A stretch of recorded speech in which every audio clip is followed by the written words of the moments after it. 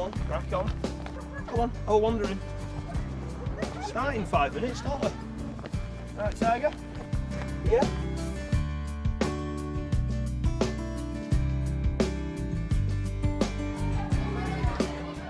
Haywood Community High School is in Rochdale in Lancashire, one of Britain's most deprived areas.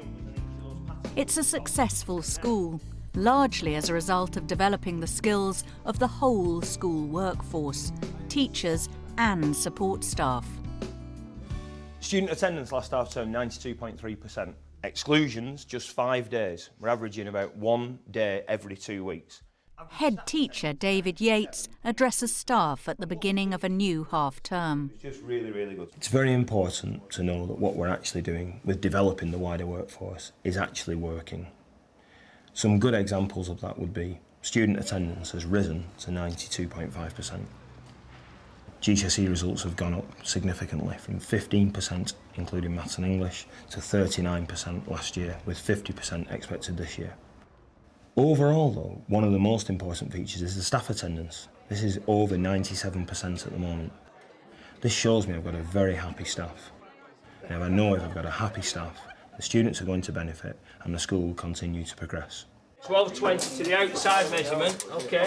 One of the key issues in this school is we treat all staff with the same respect as each other. There is no segregation between teaching staff and support staff. All our staff are given equal responsibility, but they're also given equal opportunity to develop. They're given equal amount of the budget. We have a CPD allocation, and within that allocation, all staff have the opportunity to dip in and use the same amount basically for their own CPD needs. There are 31 teachers and 45 members of support staff employed at the school. Jeanette Hakes is a learning supervisor. Just do exactly what it tells you to do. 14. We're doing all right? Busy? Yeah, they're really busy. Yeah, they're doing the My Maths online worksheets. What's the background that you've had with regards to this? Because I know that in the past you've worked in all subject areas, but now you're predominantly focused in maths, that's right, isn't it? That's right, yeah. I was a TA which worked with mainly special needs students for a couple of years, and then I progressed to learning supervisor. Previous to that, I'd worked as a TA in the maths department for about a year. And the training, I think, if I remember right, we've been on the specific maths course. I've been on a subject specialism course in maths, secondary maths. That led into the HLTA, which I'm now doing at the moment. Well, I've just completed it, actually sent everything off last night. I've just completed it. I get an assessment in about 3 weeks' time. The assessor comes in to assess that I meet all the government standards. There's 33 standards that you have to meet. The main problem a while ago was that we were segregated almost into teaching staff and non-teaching staff. And straight away that starts on a negative because I'm a non-marathon runner, I'm a non-language speaker, and so it goes on. We changed the name, so it's teaching staff and support staff now, and that was very, very important. The other big problem was that the support staff structure was very flat, so teaching assistants, mentors, etc., headed up by an office manager and a business manager. So we've tried to replicate the teaching staff structure and go for a much more pyramid approach, so there's progression now for everybody entering the profession, both in the teaching staff and the support staff. You've done one where you changed your border design. Again, I would work into that as well. Jane Reynolds joined the school as a TA, but is now on the graduate teacher training programme. I have a degree in fashion and textile design, and I spent 15 years in the industry, but I came into teaching because I wanted to teach art. I learnt about the graduate training programme from the head teacher David Yates and Phil Bell, and it's their support and help that has got me this far. We're introducing a different subject to them essentially because they've been doing literacy with me. Jane's guidance comes from Phil Bell, who's the school's professional mentor. I think that CPD at this school is brilliant.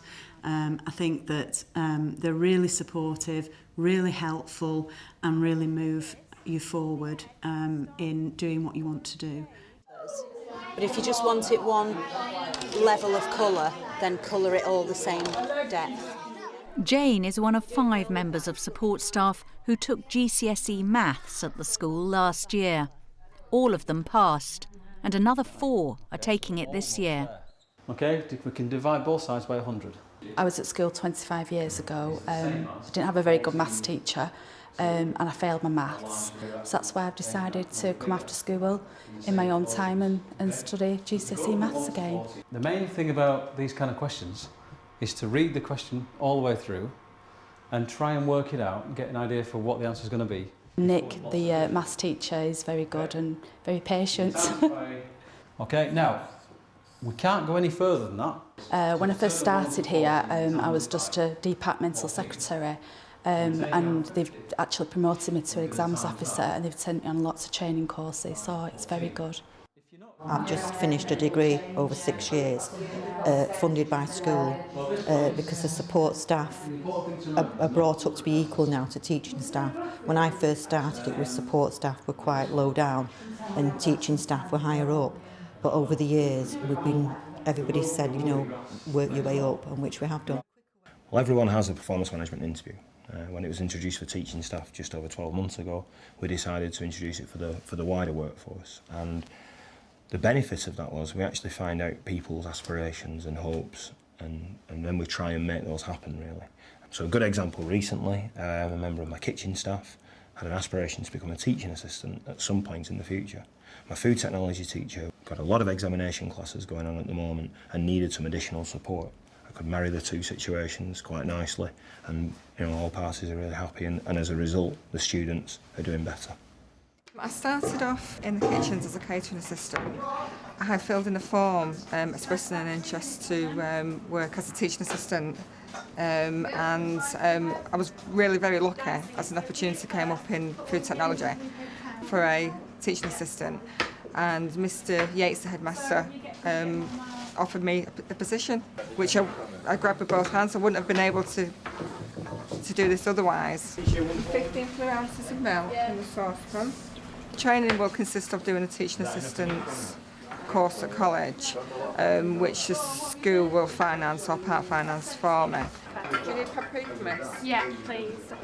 I get my guidance from the classroom teacher, it's Miss Harrison, who's the food technology teacher here, and I follow her lead. I'm learning the job really from her. I'm getting the best possible training, really. So we've talked about steel and the differences it has from iron. We talked about steel being a lot tougher. The school wants teachers to be able to concentrate on teaching. So the two important roles of Head of Key Stage 3 and Head of Key Stage 4 have been given to members of support staff, both former teaching assistants. The way that we look at the jobs and the roles inside schools, we were looking at what was causing a lot of stress on teachers' time and actually taking them away from the classroom. And it seemed to be behaviour issues and attendance issues and child protection issues. So there were three of the main things that we took away from the teaching staff and actually assigned to members of support staff with the appropriate training and guidance, and the results have been fantastic. Back in 2003, the number of exclusions at the school was high, 979 days. But in 2007, it was down to 41 days, the lowest in the local authority, and the figure is still falling. O-U-S-L-Y. The creation of an inclusion centre run by support staff has been key to the school's success with both behaviour and attendance problems. This room is the reintegration room. This is for the students with previous poor attendance, either from last year or starting this year, and they're often behind with a lot of the coursework. So they work with Jane, who's our reintegration mentor, to catch up with the classwork, and then they go back into the mainstream setting. Hi, are you all right? I've spoken to the mother. We obviously deal with a number of agencies at the school. They require a prompt response if it's childcare services, if it's the police. And as support staff, not having the teaching timetable, we're able to respond to that quite quickly. Teaching staff wouldn't have that chance. She's probably going to be able to find it in your file. No, it's not my file, it's on the computer. I started at the school as a teaching assistant. I really enjoyed being a TA, but I just knew that there was something else that I wanted to do. I was fortunate enough that the leadership team in school saw that in me as well, that I wanted to do more and I was capable of doing more. I think in this school it's absolutely brilliant compared to other places that I've worked. I've done 5 different jobs really in 5 years. In each of the roles I've done different training. When I changed to Key Stage 3, I was working a lot with parents and different agencies, and so we went on courses and things like that around areas we were working with. You just get on training courses that you need to make posts more successful. Is everybody happy? I believe that if people have roles and responsibilities, it's so important that they also have that ability to make decisions. Because the flip side of this would be that if a member of staff had to go to a meeting or meet with a parent and consistently have to come back to me for approval and get further guidance, they would not feel valued at all, and it would be paying lip service to their role. I've been allowed the opportunity to share my opinion and my views, and those have been listened to. Things that you've seen up in the centre, the reintegration room, the intervention suite, those were ideas that myself and another colleague had together, and we was allowed, to work with the leadership team and develop that and create the centre that we've got now. Iron's a softer metal, more malleable, more easily squashed. The wider workforce has increased at all levels of responsibility, which means staff can be more flexible. Sometimes it happens where there's a large number of staff out of the building at any one time because of the training courses that we have provided for them. But we do have now, because of the support structure in school, extra flexibility for us to allow support staff and teaching staff to go out on external courses. Knowing that we have that flexibility within the support staff to cover lessons or people's responsibilities when they're not in the building. I feel that schools that don't use the support staff maybe in this creative way are kind of missing a trick, because support staff now make up over 50% in most secondary schools in the country, and if you're not tapping into that resource and using it to its full potential, then it's not a good thing. In terms of how we've expanded the wider workforce and how people feel supported in general, is shown by the student attitudes. 97% of students feel as though this is a good school to be at, from a recent survey we just carried out with the students. And even more interestingly, 96% of students feel as though there's an adult they can go and talk to if there's an issue. Now obviously we still want to work on that 4%, but we're very pleased to see that figure as high as 96%. There's always staff around, and there's always somebody you can find to talk to. Everybody's definitely approachable. It's all right, it doesn't matter which one you use, just use these.